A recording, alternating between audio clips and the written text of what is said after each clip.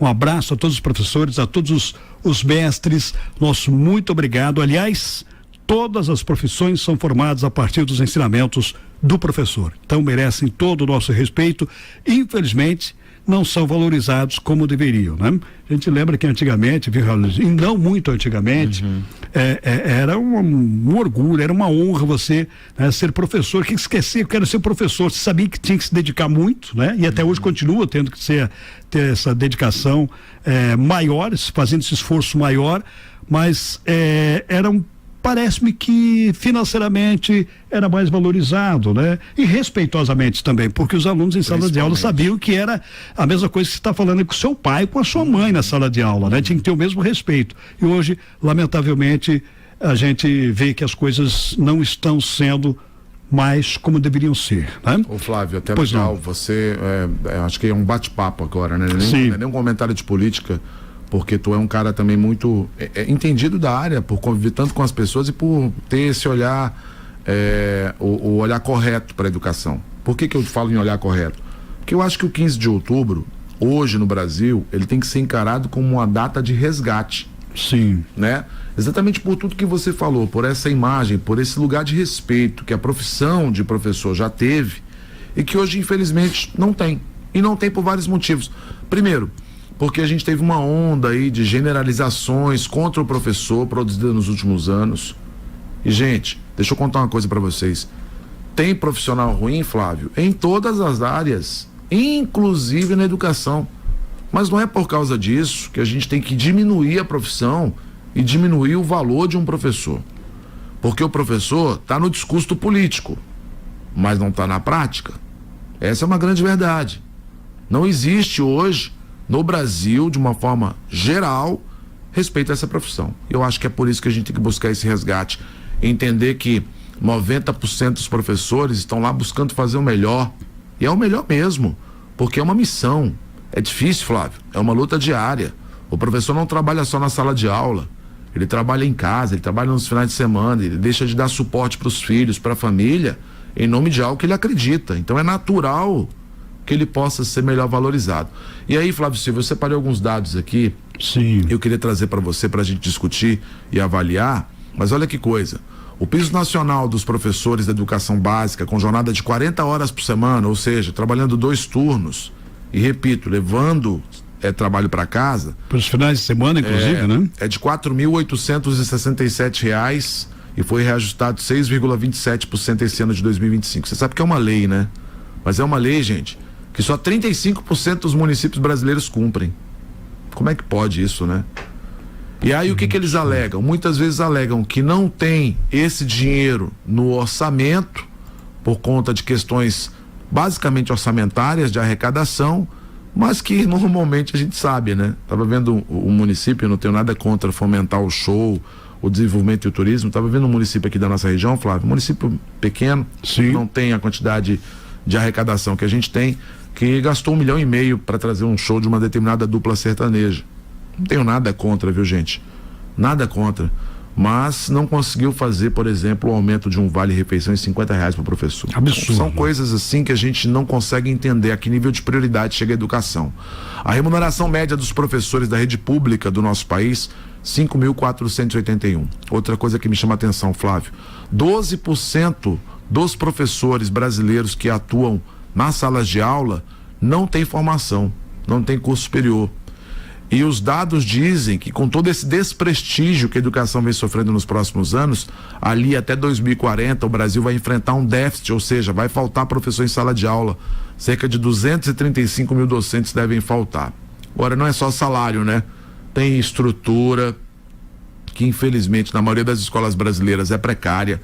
A gente, por exemplo, assiste à luta, e eu digo luta, do Colégio Anita Garibaldi, que melhorou muito nos últimos anos, é verdade, em termos de estrutura, do próprio Olegário, que são escolas que são precarizadas há muito tempo, escolas que sofrem, escolas em toda a nossa região, em que você não consegue fazer a ligação de ar-condicionado todos ao mesmo tempo, que você não consegue dar segurança para os alunos em termos de acesso à escola, especialmente. Faltam questões simples, laboratório, falta sala de informática, a manutenção dos prédios precárias. Na maioria dos municípios brasileiros, poucos recursos didáticos, números insuficientes de professores de apoio, falta de preparo para lidar com questões que envolvem especialmente inclusão. Então, tem escola que não tem material básico. Eu conto com muita tristeza a minha história como professor da educação pública, Flávio. Eu fui professor por um ano, concursado pela Secretaria de Estado do Distrito Federal entre 98 e 99. Eu dei aula numa das melhores escolas da minha vida, que é o Colégio Rodeador, que era uma escola rural, mas eu tive que sair ao final de um ano, eu tive que pedir exoneração ao final de um ano por questões que eram muito básicas. Naquela época a gente tinha que comprar giz para levar para a sala de aula, a gente queria aplicar uma atividade para o aluno, tinha que levar folha, eu sentia muito desprestigiado com tudo aquilo.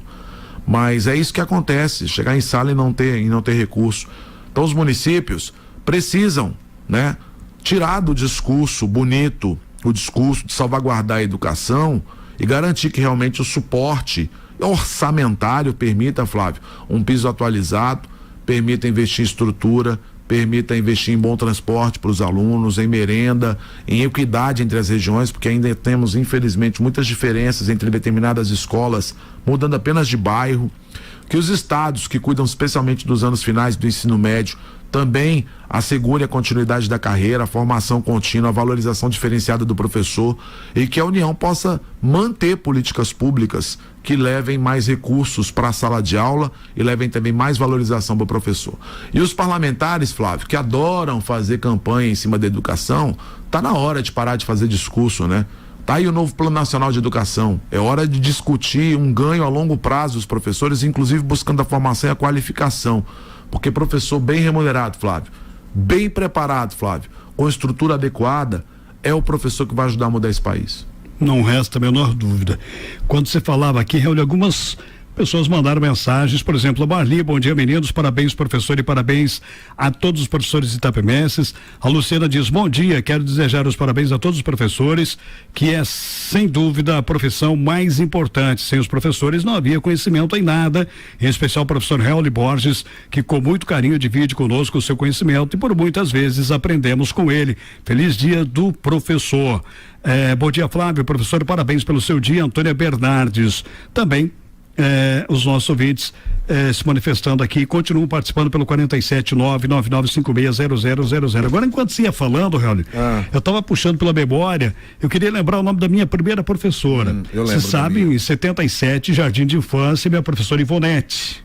Querida dona Ivonete, né? Lá no bairro São Pedro, em Chapecó. Na primeira série, a professora Maria de Lourdes. Que legal. E aí foi a professora Maria de Lourdes. Teve também Maria de Lourdes, acho que era, né? Todo mundo teve uma professora chamada Maria de Lourdes. Uma Maria, com certeza. Uma Maria, com certeza, né? É a professora querida Maria de Lourdes, depois professora Iris, né? E aí eu vou me lembrando também da professora de Geografia, Maria de Fátima, que eu adorava Geografia, de Ciências, antigamente era Ciências de Educação para Ciências e Estudos Sociais, né?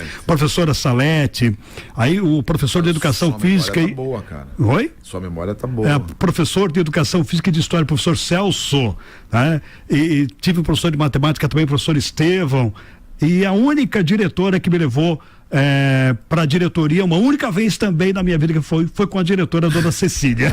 Tava fazendo, sabe aquele negócio da... Só foi uma vez para direção? Uma única vez. Isso me surpreende. A guerra, você lembra aquela régua de madeira que vinha assim? Lembro. Então, aí nós fomos brincar de espadachim no intervalo de uma aula para outra, né? Você lembra antigamente? Troca de professor. Exatamente. Professor saía da sala e ia para outra. Nesse intervalo, sai a professora Maria de Fátima, de Geografia, e estamos aguardando a chegada da professora Salete. A professora Salete era linha dura.